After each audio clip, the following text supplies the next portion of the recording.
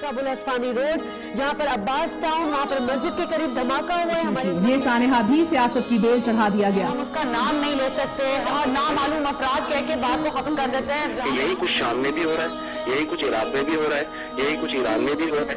इसी तरह वहाँ पे मुसलमानों को धमाके कर करके मारा जा रहा है। कर मौला,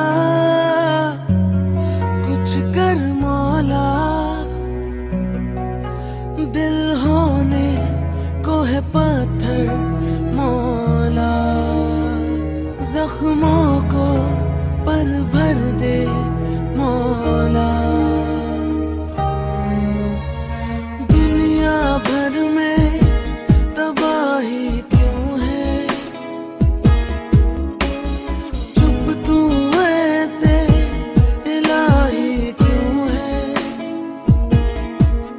कहीं गम है, मातम है, कहीं आंखें सभी नम है, कहीं खून भी एक रंग है, कहीं तेरे नाम से जंग है। कुछ कर मौला,